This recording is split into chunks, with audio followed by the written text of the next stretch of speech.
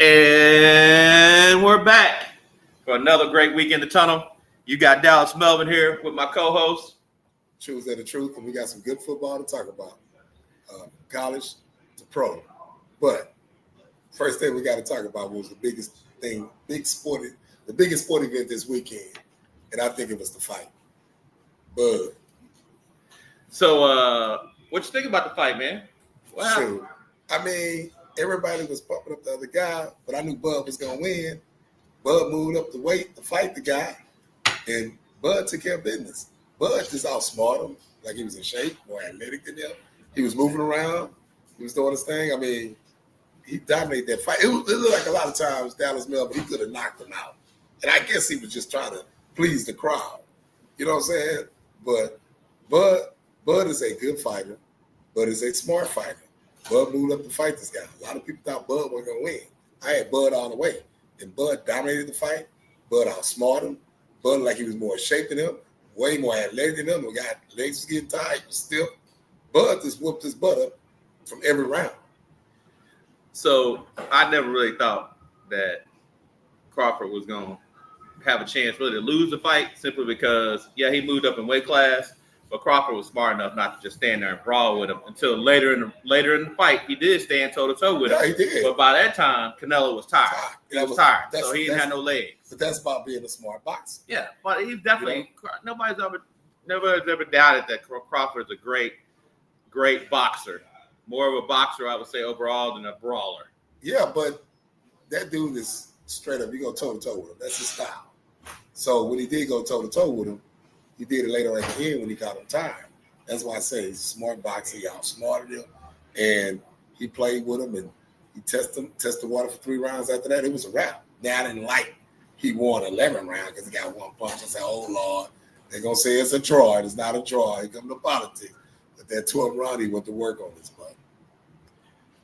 All right, well, it was also one of the most watched boxing events and most watched sporting events of all time. I think over 41 million people watched it on Netflix. That's crazy. Netflix made some money.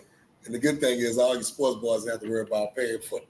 Yeah, exactly. So they got it for free, but Netflix was smart picking up that fight. And they made a whole lot of money. Everybody named Mama was there. Yeah, so it'll be interesting to see what the next fight is, the next real fight. You know, that whole Jake Paul, Mike Tyson. Think it's going to be a rematch? With this fight? Yeah. I don't know. I mean, if it is a rematch, I don't know if it's going to be as big as it was this time because everybody saw that Crawford dominated Canelo. Yeah. And I don't really think if it is a rematch, Canelo ain't going to have no chance.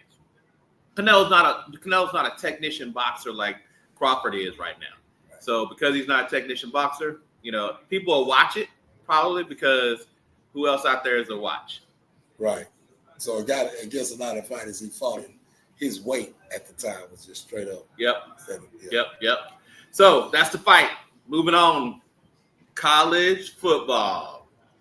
We got to start with the game we was out at last Friday. Started off the college week.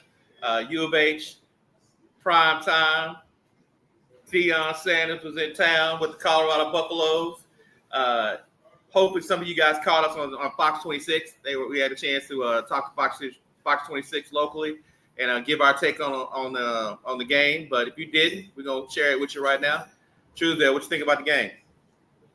I think about the game. U of H and Colorado. Colorado dominated that game. Right. U of H just dominated them up front. D-line and O-line. Colorado came out there. They were lucky to still stay in the game because they had kicked a bunch of field goals. They came out in that second half, dominated, had the ball probably 8 minutes in the third quarter. That's why I knew it was over. They never shouldn't have benched the kid. And he's starting now. He put him back in the start. He had no choice. But U of H, they not all the way to their peak yet. They still got a way to go. And I'm just thinking about the teams that are good teams in the Big 12. There's a lot of good teams in the Big 12. Deion might not win no more than about 3 games this year. You gotta have in the trenches. Everybody keep crying about the offensive line. Well, you should have had offensive line. You've been there 3 years. Your D-line is bad. What are you doing, Sap? Sap ain't nothing but a screaming and yelling. You just can't take these guys in the Hall of Fame, got a name. You got a coach. That D-line looked horrible. They had what? How many yards in one half? And they overall they had what? They had close to 500 yards on the ground. Oh my God. Prime is in trouble. Now he got the coach. And the coach is, I know his OC, he been around. Is he keeping up with the time? But they got to put that kid back in the game. If they want to be in the game, if they have a chance of winning. Which they're not going to beat BYU. That's what they got next. And just be real. But it's a tough road for them. U of H just kicked their butt up and down the field. Had all them Colorado fans that coming in with their chest high. All these Houston fans down there should have been pulling for the Cougs. People come all over the country wearing they walking in with that black and gold and stuff. They was going to come in and dominate. U of H just kicked their butt and dominate their game up and down the field. I mean, come on, man. They in trouble, man. They in big trouble. So first off, we want to. I just want to get a definition of dominate because they was down by 2 points at halftime. So that don't sound like domination to me. Well, the problem with U of H is, I can let you go. Now you want to let me go. Okay, go ahead. You know, so at that point, you can't say they dominated their butts up and down the field when you down by 2 at halftime. Secondly, yes, U of H held the ball for most of the third quarter, which is kudos to them. That's what you want to do. You want to come out, hold the ball, keep their offense off the field, and then, you know, they went down and scored a touchdown, made it 9 points, and then in the fourth quarter, it got out of hand, for sure. Their quarterback that they had, he looked good in practice, which I get it. The kid's been there for 3 years. He was on the team when everybody was screaming that Deion kicked everybody off of the team. No, he was on that team. Even though Deion brought his luggage, he kept that kid on the team. So that kid's been a assistant for 3 years. So who do you think gonna look better in practice? A kid that transfers in from Liberty, a kid that's a high school recruit, or a kid that's been in the system for 3 years and got some talent. So he you know, and Salter struggled the first 2 games. No, he didn't. No, he didn't. Okay. Go ahead. Okay, so Salter struggled the first 2 games. If he didn't struggle, then nobody would have been looking at to taking him out. Deion wasn't the only one talking about we got a quarterback controversy. What we're gonna do with quarterback? Go ahead and read the headlines. He didn't make that change because everybody thought Salters was gonna be the next Heisman Trophy winner. He made a change because the kid was struggling and the other kid looked better in practice. So now he's going back to him this week, which is fine. You know what? You challenge these guys. You can't just say, okay, you transfer in, I'm gonna give you the game, I'm gonna give you the spot, whether you struggle or not, and you ain't an all-pro quarterback. The kid looked good at Liberty. I think they should have went back to Salters doing the U of H game. You know, but it's a coaching call. I feel like Colorado is gonna win. You know, they're gonna win. They're gonna go 7-5, probably 8-4 at the best, like they did last year. But you couldn't hear Siri and talk about they're going to win 3 or 4 games. It should have beat Georgia Tech. And we see how good Georgia Tech is. Are you done? We see how good Georgia Tech is. So, yeah, I'm done. Congratulations to the Cougs. Good win. At the end of the day, we got a Sanders hater over here that I want to look at how the team is really playing. And I'm not done talking about it. Because, first of all, he's doing what a lot of these folks out here doing. Drinking the prime Kool-Aid. And that Kool-Aid is turning to codeine. A lot of y'all about to pass out at the end of the season. How their record gonna look? How you put an NAIA quarterback in it? They can't believe a Division II quarterback. The kid can play. The kid is bad. The problem is Deion ain't used to having this so-called quarterback controversy because it's time Shador struggled. Did he bench Shador? No, because that's his son. This kid is more athletic than Shador. Got a strong arm. Should have won. They said he could have beat Georgia Tech. The problem is they got too many slow receivers. The boy threw the ball 75 yards. He couldn't catch up underneath it. This kid was recruited by Tennessee, had some off-the-field problem, went to Liberty, went undefeated, went to the Fiesta Bowl. This kid is an NFL quarterback. And I tell you right now, put online, he better than Shador. And they benched this man, and it made no sense. See, calm as a mug, because that's one of the reasons why they got drove. The first half they got drove because the score should have been, U of H should have had 24, 28 points. They kicked a lot of field goals. Then after that, they made adjustments and went to work. Because I'm not crazy about U of H quarterback. Let's get that right. But it ain't hard to win against them. And like I say, U of H is that's not really a Willie Fitz team 100% yet. He's getting it there. It's not. But you got teams ranked in the Big 12 dominate, and they going to dominate Colorado. They good to win 2 to 3 games. And every week we'll talk about him drinking the prime Kool-Aid. He's going to be surprised he get to fall asleep week 8 because that Kool-Aid is turning to codeine. So at the end of the day, congratulations, Coach Fitz. Salute you. And whoop they button H-Town and send their ass back to Colorado in tears. And he got in the press conference, somebody can play better at night. Man, it is what it is. The staff is trash and the team is trash. And one thing about football, no matter what level you play, it's about the trenches. And they don't have the trenches on either side of the ball. How many years has Willie Fitz been at U of H? Second year. It's his second year. You say he ain't got his players, right? I said he hasn't even got everything in the point, but he's still gonna win. He's a winner. You just said I just he don't have his players. They not even. That's not a Willie Fitz team 100%. Right now he had 90, and he drugged them. That's the whole thing. So my point I'm making is we talking about the Utahs. We talking about the BYUs. We talking about Texas Tech, the Arizona State. Like I say, at the end of the day, and Wyoming gonna whoop their butt. Shout out to my boy Fleet, who coached running backs last year. So they gonna drive right out the BYU do. So at the end of the day, is what it is. You can have it. I'm gonna use one of your sayings. Can we stay on topic? We was talking about the U of H Colorado team. U of H Colorado, and you go to Wyoming, Utah. And if I did that, you would say stay on topic. So make up your mind. That ain't staying we can talk about Utah and Wyoming. We can talk about you. We talk about who they gonna face. I know. That's what we did last week. And you talked about can we stay on topic? Okay. So we were talking about the U of H game. We talked about U of H and Colorado. U of H kicked them in the butt. So next is BYU. Okay. We'll talk about that next week. It's going to be the same story. Thank you. Yeah. We'll talk about it next week. We'll talk about it next week. At the end of the day, by next week. At the end of the day, we got to give him a definition of kicking the butt. Prime choline. We got to give him a definition of kicking the butt because he obviously don't know what that is. All right. So U of H, Colorado. What about Florida LSU? Florida LSU. Lagway had a horrible game. Can Lagway read defenses? I don't know. But them balls he threw, it was in bad areas. It was like 1 man, 5 men around him. You know what I'm saying? So they was hanging in there. And like I say, Florida just ain't got a horrible team. But him not playing good, 5 picks, it's hard to win. LSU got the W. So they got a big one this weekend. Like we said earlier, about the team, we stay in lane, they play Miami this weekend. Like I said, they got the toughest schedule. So it's getting tougher and tougher every week. So if you want a team that might win 3 or 4 games, that's Florida. Yeah, but the thing is, Florida. Yeah, you said Florida, but they still have a better record than Colorado. I bet you they don't. Okay, we'll see. Yeah, I guarantee you they won't have a better record than Colorado. Okay, you getting full like Cody? I'm telling you. I'm looking at Florida. I'm looking at Florida. Look at Florida playing. That's fine. Are they going to be Miami? And I guarantee they going to be Miami? Colorado, they'll drug them up and down. I'm not talking about, are they beating Miami? We don't know. We'll see. It's a rival. Man, come on. We'll see. Come on. They're not that bad. You talking about on Cody? They just got a tough schedule. You talking about on Cody? Who you taking? Lagway? You taking Carson Beck? I'm going with Miami on the game. But like I said, it's rivalry. It could be a tough game. Man. The point I'm making, you sit back, getting back on Colorado. I'm not talking about Colorado. And if Florida play Colorado, they'll try their ass. So I said they can win 1 game. They'll beat Colorado. I said 3 or 4. I said you talking about a team that's going to win 3 or 4 games. We'll see what happens this weekend. I'm gonna go with the U, but I wouldn't be surprised if close games rivalry. Because at the end of the day, that game could have been closer than what it was. But having 5 picks, you can't do it. I mean, you got to put some glasses on or something because he threw it right to 3 or 4 guys.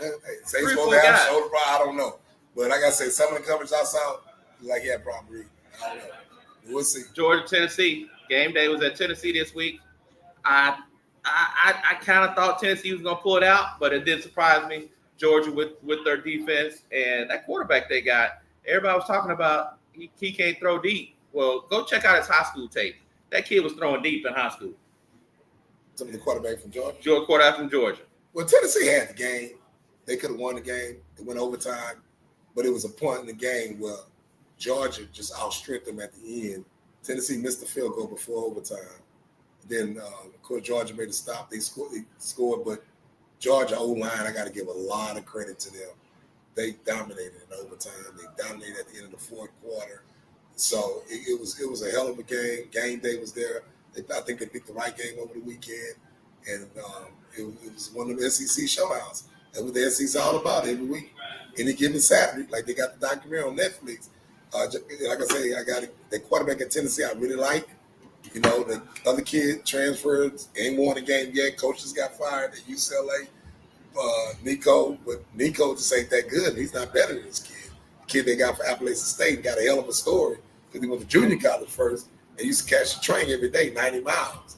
Then he got the offer to App State. And then on top of that, they ended up getting this kid late. So it was a blessing on what they got. So I said good future with this kid. And I can see Tennessee bouncing back, doing what they got to do. But I got to give a shout out to my man Josh Hyper. keep it up because, like I say, that program was dead for about 12 years. What he's done there. No, Hopkins done a good job. Hopkins definitely done a good job with the program. This 10th quarterback they got, he's hopefully going to be a 1-year wonder because this is last year eligibility because I think this is 6th year. But it was definitely a good game. SEC, big SEC challenge game. So now Georgia got the leg up. When you start thinking about conference games and SEC and all that good stuff. So next up, Notre Dame A&M. That was the game. I knew Notre Dame. Do we need to replace Freeman? No. Freeman. I mean, he on 2. He's good. They talked about on ESPN yesterday. He on 2. He's good. And he don't play nobody else ranked the rest of the year. He's good. He's gonna be fine. Notre Dame is American school. If they win the rest of their games, they'll be in the playoffs. They're American school. That's one school they're gonna make money off of. So they would definitely be in the playoffs. 12 game teams too. They just had the game at times. Reed put on a show. Got to give Reed a lot of credit for what he did. I mean, Marcel Reed was throwing that rock, but he kept it. But Notre Dame they was making little minor mistakes. They scored. They fumbled an extra point. Didn't get the 2-point conversion. Then he came downfield and did what he did. Got him in the red zone. Last play of the game, he had 12 yards to score. He threw it right on the money. Marcellus Reed put on a Heisman show. He the man. Like I tell everybody, shoot, if you ask me, he was one of the best quarterback to be last year. He just couldn't go on the draft because he wasn't eligible to go. But this kid, he's a baller. So you say Reed better than Ward? Yeah. Okay. Oh yeah. All right. Yeah, he's the kid. Got the technique. Kid coming from good high school. Kid comes in and should have been starting from the jump. Sent old boy to U of H and got his opportunity. And he's got to stay healthy. Do what he got to do. And if he keep winning the A&M is known not winning the big games. That's a big game they won. They got to win some more big games. If they do that, the kid will be up for the Heisman. Yeah, they win. He plays well. He'll get some good recognition. Kudos to A&M. Since Notre Dame, pooped the bed. They had a chance to rebound from their opening weekend loss. And congratulations to A&M. Moving on. Texas versus UTEP. Arch Manning. What you think about his performance? I didn't really get to watch it. I heard he struggled. And my thing is how the team overall struggled with UTEP. UTEP was up for the game. UTEP was the team to watch. That's the whole thing. You think the game was close? People said Archie struggled. No, I mean Archie definitely struggled from an expectation standpoint. But when you score four touchdowns in a game, you throw for 2, you run for 2. If anybody else does that, is that called a struggle? No, I'm just asking. No, I'm asking. Well, if anybody else runs for 2 touchdowns and throws 2 touchdowns and has 1 interception, to me, it's they say they struggled in the game. To me, it's not a struggle. I think what it is, they put so much pressure on Archie. So every little thing he does, every mistakes he does, they're going to talk about it. In teams he playing against. UTEP is a low Division I team. And people expect to see a score. Now, the new coach up there is doing a good job up there. And he can just have them boys rile up. And if they continue to have a good season, they just played a good team. That's what you can say. People can't knock that. You know what I'm saying? But anything he does, any mistake he does, they're going to throw it out of proportion. He can win a big SEC game and have 2 pieces. They're going to say he's struggling. Well, I mean, I think Sarkisian is still trying to learn how to coach him as a starter. I will say his mechanics don't look good. His feet aren't set. They're not pointing towards the receiver. He's doing too much sidearm, trying to throw like Quinn Ewers threw last year, which Quinn Ewers, he's got a different motion, stronger arm, all that good stuff. It is not as athletic as Arch. So he just needs to play his game. Let him play his game. Just like when Vince Young came there, they were trying to run that old run down Greg Davis offense, and he gave his technical BB, and they put the option plays, put the athletic plays for him, and then help UT out. This kid, he's got to use his athletic ability, and he's gonna be fine for his over. And like I say, he's gonna get it, but that's what they got to do. You just can't leave him in the pocket the whole game. No, you got to roll him out, and you got to do some RPOs early in the game to get him in the flow of the game for sure. Yeah. So, HBCU football. Let's talk about what happened with PV and PV played who last weekend? Play Rice. What Rice do to that PV Tigers. Oh man, Hometown. U of H. Rice. Houston. Rice wants some kind of wishbone trap stuff. I know them guys ain't used to it, so they ran up and down the field all night. They said one kid ran backwards again. So, I know they got to get ready this game they got this weekend against. So PB is 0-3. Yeah, they 1-3. They 1-2. Yeah. So big weekend in Dallas. Dallas. They beat Kentucky State in overtime. That's the big game they got. State family. Of course, I'm going with Graham. Shout out to my boy Mickey Joseph, receiver coach Reggie Moment, child friend. So I expect to be there Saturday and expect to see the Tigers do what they got to do. Now, PB Grambling is always a good time. If the game's not good, then the halftime is always awesome with the bands, PB band, Grambling band. From that standpoint, but it should be a good game. I'm hoping it's a good game. If PB, brings that rivalry mentality, it should be a good game. But I'll take Grambling this week. Take Grambling this week for sure. And then before we go on to the NFL, you had some shout outs for some kids in college you want to throw out there, right? Yeah, I have a major big shout out to my man Daryl Gill Jr., wide receiver, Tennessee High. This kid made best plays Friday night on ESPN. Hell of a catch he made. Moss, and then he also made ACC Player of the Week. And he also got the Mouse Glove. You got Mouse on ESPN Sunday. Shout out to my boy Daryl Gill. This kid is the man of junior. He's definitely going to be a kid playing on Sundays. I'm proud of him. I'll be in Atlanta. I'll be flying to Atlanta tomorrow morning, but I'll be at your game Saturday against Clemson. It's going to be a tough one, but you'll get yours, I'm sure. So I'm looking forward to seeing my man Saturday down there in Clemson. But Daryl Gill, congratulations, and keep doing what you're doing. Now he plays for Syracuse, right? Syracuse. Kid can jump out the work and run out the work and triple jump, high jump. He the man. So it's one of the best mouses. You got mouse, one of the best ones. And Randy Love, congratulating and giving him his mouse gloves. Nice. So I want to give a shout out. You guys probably recognized from last week. We're once again at Sweet Lips Cigar Lounge over in Third Ward, Houston, OST. If you haven't been here, you missed a great time this weekend. It was packed house for the fight. They had another packed house for the NFL.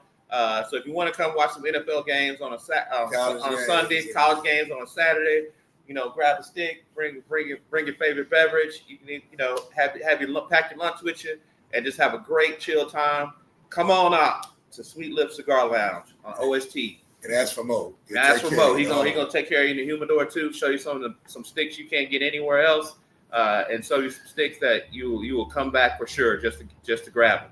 So NFL, we gonna leave two of the teams we know we're gonna talk about, Cowboys and Texans. We're gonna leave them for last. What do you think the Jets gonna do now that Fields, I'm sorry. Yeah, that's the thing with Fields. I'm giving him credit the first week and get hurt now. No things do happen. He got hurt. He got hurt in training camp too. Yeah, so I hate to see that happen. And my man Coach AG, Aaron Glenn is 0-2. So I hope we get a W this weekend. Who they got this weekend? I'm not sure who they got. They lost to Buffalo. And I know that's going to be a tough one. Yeah, because Superman went to work again. They 2-0. No, so, Buffalo got one of the best teams in the league. Hopefully they can bounce back. Like they playing Tampa Bay. That's right. They play Tampa. That's gonna be tough. Oh yeah, that's a loss. That's a loss. Of course, we'll talk about Tampa later on the show. We can talk about Tampa now. What you think about Tampa? Man, we talk about later in the show. Okay, all right. We're gonna talk about Tampa in a second. We'll talk about Tampa in a second. I feel you. Okay, so going on the script, talking about hurt quarterbacks. What you think about Joe Burrow? Hurt again. Unfortunately, turf toe gonna be out 3 months. Well, they ain't got the best line too. Why does boy keep getting hurt? I get through that. He's a great quarterback. Hate to see him keep getting hurt. Out for 3 months, turf toe ain't no joke. I think he got a problem with the shoulder too. But man, there's luck happening to this guy. Good player, took a pay cut. The other thing is, I don't know what's going on with him, man. It's injuries. Injuries. Sometimes in life, you have good athletes play all sports, and they just have injuries. It up happening early, and I hate to see this happen to them. So that organization or somebody he's close to needs to save him from himself. And it might be too late because I get it. You want to take care of the receivers. So you gave Jamar Chase the highest paid contract after Joe Burrow is top 5 in quarterback money. Then you gave T. Higgins, he's now top 10. And then you turned around and you had to give the defensive end. Well, you really didn't. Because look what the Cowboys did. We're going to see if that works out. They gave defensive end that led the league in sacks last year. They gave him $30 million. So what that means? You ain't got no money left for offensive line. And truth be told, the story is Burrow went in and said, y'all need to pay Chase and Higgins. So once you say pay them, he ain't gone in and say, give me some offensive linemen. And they stand back there. He's standing back there. He's standing back there in shotgun. We don't know what they did because he might have went in there and told them that. They knew what they were supposed to do. You got to talk about this is Cincinnati. Cincinnati is the cheapest organization in the history of the NFL, the most unorganized organization. They've never had scouts. They were too cheap to hire scouts. It was the last thing to get scouts. They just got scouts, 20-something years ago. I know. So, but here's the thing. They are are the only team. The cheapest team in the NFL. They are the only team that has 4 players in the top 10 from a contract standpoint. The only team. You talk about the cheapest team in the NFL. Jamar Chase, number 1. Burrow, 5. They just started paying them, but at the same time, I guess they paying them now. Because some people. So how do you cheat? Well, I mean, first of all, Melvin, they was always cheap back in the days. I'm not talking about back in the day. You keep talking about Martin Luther King, I have dream days. We talking about right now. Okay, right now. Okay, they finally paid those guys, right? What you talking about finally paid? Okay, you said they cheap. They finally started paying the guys. Then. How you cheap if you paying them? Okay, they just started paying them, Melvin. Well, we moving up to Obama days too. They just started paying their guys. And they paying them now, but you got to pay the guys in the right place too, though. You got to pay the guys in the O-line. Even if you don't pay them for O-line, it's whatever. At the end of the day, Burrow keep getting hurt. He cannot stay healthy. I don't know what it is. Because he's going in. O-line. He's going in and asking them to pay receivers and not pay O-line. Well, end of the day, they got to do something. Because this is man 3rd, 4th time getting hurt. And he really ain't been in the league that long at all. No. And he showed if he stay healthy what he can do with the team, even with a suspect offensive line. So, like you said, they paying them now. They just started paying them. And now they paying them in the Trump days. They weren't paying them in Obama days. They weren't paying. Was the last president for Trump? I'm just saying. All I'm saying is. Somebody paying them now. Man, come on, man. What you talking about? Come on. Burrow is on the 3rd year of his contract, so they ain't no paying him now. They've been paying him. Jamar Chase is on the 2nd year of his contract, so it ain't no paying him now. They've been paying him. Everybody can tell you. We can talk. No matter how cheap you are, anybody is gonna pay somebody to be their 1st round pick. You're gonna have to pay them regardless. So of course he got paid. T. Higgins won a 1st round pick. No, Henderson won a 1st round pick. Okay. So it's a factor. I mean, what is it? But they cheat, or they paying 1st round pick? Well, anyway, at the end of the day, the man got to stay healthy. Simple as that. All right. So the Super Bowl rematch: Eagles versus Kansas City. Are Eagles truly that good? Repeat. Or Kansas City? Repeat. That bad? I said repeat. Shout out Jalen Hurts. Keep balling, brother. That's all I got to say. Repeat. All right. O-line dominated. Did what they had to do. Okay. So it's going to be interesting this weekend when they play the Rams. Real interesting. Rams got a hell of a defense, hell of a D-line. It's going to be the game. Everybody thought they should have beat them last year. Everybody blamed the weather why they lost. We'll see. At the end of the day, repeat. Keep doing your thing, Jay. Rams by 6 this weekend. That's why I think the Rams are ready to take that step. Jalen looked great versus the Cowboys running the ball because they stopped everybody else. This week, though, it was a little different situation. The game was a lot closer than I thought it was going to be. I thought that the Eagles were just going to run away with it from that standpoint, especially since Kansas City wide receivers, their top wide receivers are hurt, and they really don't have. They really don't have a running game. They was going to win regardless, and Kelson dropped the ball, which is time for him to retire. He dropped the ball at the end, and they got picked. End of the day, rematch, they whooped their butt. This repeat. Eagles is the best team in the league. Jalen Hurts is out there balling. All right. So if Eagles the best team in the league, then Texans might be one of the worst teams in the league. What you got on there? You went to the game. What was that debacle you were looking at? I watched it on TV. I'm glad I didn't waste my time going out there. Texas' problem is You got a bad O-line. You got bad play call. You got a soft quarterback. Great defense. Special teams play good. Kept them in the game. And they got to get that together because they don't. It's going to be a long season. And on fourth down, you're on the 1 yard. On the 1 yard line, you should have ran the ball at least twice. Then threw a pass. Then get your points. Kick your field goal. You got your running back, Marks, had a hell of a catch. He ran out the backfield. They ain't using him. You put a fullback in the game a minute. It just don't make sense. Defense played good. They got scored on at the end. Everybody told me they missed tackles, but they was tired. When Texas scored, took that lead, they scored quick. When I saw that defense on the field, everybody had their hands in their hips. And what Tampa Bay did, they got smart. They started pounding. It came with 1 interception show. It was fourth down. They held them down. Of course, Baker Mayfield always make big plays with his slippery behind, and he got the first down. But at 2, CJ got to step it up. You don't have that much time with a line like that. A lot of guys was open. He wasn't reading. He threw it behind Collins one play. Could have been a big. And he threw it right to the linebacker, 54. I'm like, bro, you got to come on with it. Your contract is coming up. Is he since Tank Dell got hurt? Has it been the same?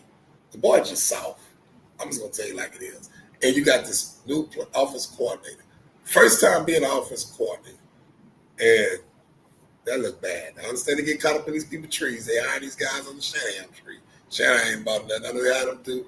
They can come through the Rams head coach tree. I don't know, but it don't look good. Ryan got to step it up because he's going to have some fire on his back if you don't be careful. I will agree. CJ, it's not CJ Stroud anymore. It's CJ Soft. That's his name. That's what I'm going to continue to call him until he changes and does something. And it's got to take more than one game, one good game. It's going to be CJ Soft. So if you relying on CJ Soft to lead the team, you in trouble.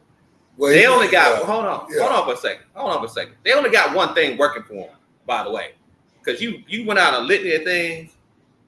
Coaching, not good. Head coach, offense coordinator, not good. Head coach don't take the points, not good. Offense coordinator not calling a good game, not good. Offensive line suspect. They were suspect last year. Running game, and Chubb is doing a little bit something, but you know what? They ain't looking great. Then the only thing that's working for them is their defense. Their special teams. You want to talk about special teams? They had 2 big runs that got called back. So you can't give them credit for that. When he got holding calls, they got called back. So the special teams looked okay. So the only thing they got going for them is their defense. So if their defense can't get takeaways and score points, Texas is going to be a long season because CJ Soft ain't going to get it done. And D'Amico need to go call some other coaches because you take the points when you fourth inside the 5 and you struggle. If he had took them points, they'd have won the game. Mel. And I like D'Amico, but stop giving him a pass. Mel.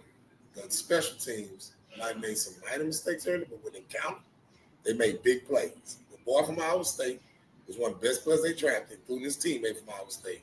He ran that ball all the way, got him in the red zone, got him in a good position. Then they blocked the punt. So they made plays at the right time. And them 2 are the best players in that draft they drafted. The kid Marks, you put him in at one time. And that's what everybody keeps saying. They need Joe Nix back. Joe's on E. This boy is on F. He on full tank. He young. He's faster. He can do what he got to do. They didn't play that kid long enough. So at the end of the day, they got to get it together. If they don't be careful, they're going to go 4-12. Like one of my buddies played for the Texans. Can't say no name.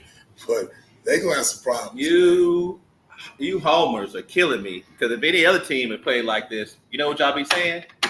They trash. The Texans played like trash. Yeah. Their offensive line played like trash. Coaching was trash. Their defense played good. Quarterback was trash. Quarterback was trash. Wide receiver was dropping balls. They trash. No wide receiver wasn't dropping no ball. The wide receiver, he wasn't throwing it out high to him. He was throwing the ball back to him. Go look at it. They had 4 drops. It don't even been receiver drop. If they dropped the ball, because the way he probably threw the ball. Now I was raised in touch hands, you got to catch it. Exactly. But it's a touch 2 hands, especially. You an NFL receiver, you get paid. I'm at the game, seeing the game close up. A lot of guys was open, and he held the ball too long. He held the ball too long. The Texans are trash. Call them what they are. So when they do play better, then we can call them what they are. But right now, they trash. Okay, so they trash. So we hope you get out the trash can this week and get ready for who they got. Who they got this week? Who they got? That's Jacksonville. If you can't beat the Jags, No, Jags. One thing about the Jags, it's in Jacksonville. If you look at Jacksonville record last year, a lot of games they lost was close. So they're gonna play you regardless. So they can't come there playing like they played against Tampa Bay. They're gonna lose. You already making excuses for the trash? No, I'm not making excuses for the trash. Jacksonville is no joke. Okay. They gonna play you now. Yeah, it is in Jacksonville. It's in Jacksonville. We got that home field, man. I'm just telling you like it is. Shout out to the way the Jaguar Texans fans. playing. If you ain't got no line, good bad play call, I don't care where you play, who you play against. You got problems. Your quarterback, Timmy, like that, you got problems. Well, let's move on to a team that actually won the game in the NFL in the state of Texas, and that's my Cowboys. Pulled out the overtime win, has bona fide a weapon in the kicker. Dak Prescott stepped up, drove him down the field, got him in position to not only get the tying score, but also get the winning score with a big scramble to get everybody like, oh, we didn't score. We in field goal range. We at the 64. Dak's like, no, I'm not doing another 64. I'm scrambling, and we're going to make it a 46, which makes it automatic. So I'm going to call it like I saw it. The defense struggled. The safeties were trash. Hooker, Donovan, trash. And that's why you had the cornerbacks continue to look. They kept looking back going, where y'all at? What we doing? How do you know they got less than a minute to go? You know they need a touchdown. How does anybody get behind you? Who is responsible? You play DB. Who is responsible for making sure nobody gets behind you? The safeties or the cornerback? Safeties. So I the safety twice. Donovan Wilson's number 6. Get him out of there. He's trash. You know what? Your boy is on the practice squad. He put him in on the roster now. You got to put him in the game. Zion Childress. Put him in there. I know he played corner. He played corner in high. He played corner. Can play anything in that second. Put him in there. Jerry need to get off his high horse because he still run things. He still run the coaches, and they need to play that man, Zion Childress. They can put him at corner or safety, especially if he can be at safety. I mean, the man had the man blindfolded, and the boy still caught the ball. So my thing is with Dallas, they safeties, they got to get that together because they're going to come short in a lot of games because of that. Because I tell everybody right now, the best player on Dallas team is their kicker. Because if Dak can get them on the 50, they can win a lot of their games. A lot of their games always come down to the wire when the offense have the ball. Now, Dwight Borges, shout out to you. He talked all that nonsense today. I saw him today talking about, I'm a Dak fan now. Nah, you just leave him alone. Because all y'all black fans, like I tell y'all, say this to this day, the difference between white, black, Hispanic, and foreigners. The black fans are the worst ones, like yourself, and they think that was the problem why they lost a lot of games. The boy's playing a hell of a game. Somebody say he was underrated. He's not underrated. He improved, especially kind of offense he come from in college, and he's gotten better. He got the receivers. As long as he keep doing what he got to do, and how he set that field goal, he stepped into his throw and saw the room and ran, slid. There wasn't no problem. They got to come out there and kick the ball. That guy got confidence. That guy came in, measured the goal, and kicked it and hit it all the way back to the net. Jerry gonna have to pay that man. And guess what? He's gonna get every dollar he deserves. I hope so. Because right now, that's the best player on the team, and he's gonna build Dallas out a lot this year. Well, here's what I say. Dak is having a top 5 MVP season. It's early. 2 games. He in the top 5 of the MVP voting. What quarterbacks you taking over him right now, other than Josh Allen and probably Lamar Jackson and I'll get it. We hadn't talked about this team, but Abear and the Chargers, that Abear's balling too. He surprised me. Abear's balling too. But to get back on topic, the Cowboys got Chicago coming in. Well, they go to Soldier Field this week. Ben Johnson, what you think about that game? They should win. I mean, Bears O-line just as bad as the Texans, so they should win. But Caleb get rid of that ball on time. He can make it a game. And with them safeties playing the way they playing, because Caleb still can throw it. And Caleb, one thing about Caleb, he ain't soft. He gonna throw it. He got much time. He ain't soft like somebody we know off of Kirby.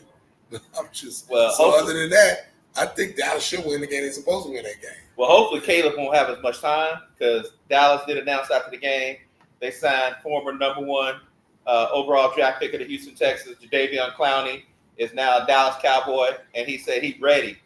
He's ready. Well, I hope he is because he don't eat too. So we hope we do. We hope he'll be a big help. Veteran. I'm calling 7 to 9 sacks for Jadeveon Clowney this year. Nice. He don't eat. He happy to be out there to do certain things. But yeah, and plus he's a run stopper. So I feel like the Cowboys are gonna go to Chicago, take care of business this week, and get ready for the biggest game of the season so far, which will be Cowboys and Green Bay. I don't think that's the biggest game. Cowboys and Green Bay. That's just the biggest soap opera game. Everybody will be watching. It's not the biggest game. Everybody will be watching. The biggest game is when number 1 from Philadelphia comes to that place. Well, everybody will be watching it because the Cowboys, because of the Jerry soap opera. And by that time, the Cowboys will be 2-1, or we'll see. But we'll see 3-1, and we'll talk about Green Bay should be undefeated. So it'll be 2 top tier teams with one loss or less playing on prime time, and we're gonna see what Michael Parsons is able to do when he go up against his old running mates. So from that standpoint, so before we get out of here, Truesdale, what you got? You got an internal Truesdale moment? Well, the truth about I have is Harbaugh is a good coach, and his quarterback is good. But I'm gonna tell y'all something. Chargers got a hell of a defense. They really showed me something Sunday night. They was all over the place, athletic. And they just a different team this year. And everybody not gonna be the same. I was talking to H-Town Vic, who was scared to come on the show.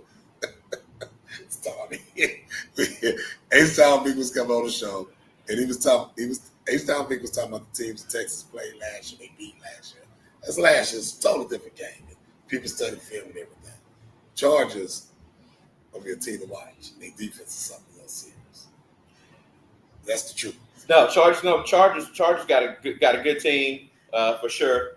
Before we get out of here, shout out to we got about 2 more weeks left before playoff baseball starts. Yes. Shout out to the Astros. They took care of business last 2 days against my beloved Texas Rangers. They're leading the division by 3.5 games, so they are in great position to make the playoffs. It's not looking too good for the Texas Rangers, but we're gonna see if they can overcome the Mariners, which they got a catcher that just set the record for the most home runs. I think at 56, he tied King Griffey Jr. For most in Seattle and 4th all time for switch hitter. And I think most all time for catcher. So shout out to that cat in Seattle. He's doing big things, making records from that standpoint. We'll dive in a little more about baseball. Yeah, we definitely have some next couple weeks. We definitely have some big time guests as we go into big time former players coming in. Yeah, as we go into the playoffs, we definitely want to make sure we got that coverage. So once again, I'm excited about being in the tunnel with everybody this week. Yes. Look out for us. We're gonna be out in the community like we were last week at the U of H game. And we definitely be talking about the big high school game next weekend. The rematch round there in our colony. Carson White, quarterback from our colony, and Black Jesus, Landon Williams Callis, a.k.a. Black Jesus, running back, best running back in 27 class. So that's a big game we'll be talking about next week. It'll be Thursday night next week. Thursday night? Yeah, we definitely talk about that. All right. Yeah, so looking forward to that. Keep coming to the tunnel. Follow us at In the Tunnel Sports Media on IG, Facebook, Twitter, and TikTok. Follow us, and like I say, shout out to my man Mo up here at OST. Let's do the show up here at Sweet Lips. Good place to come get you a good cigar. Definitely bring your own beverage in and drink and watch some good games. Interesting crowd here too. All right, we're gonna see y'all next week. Peace.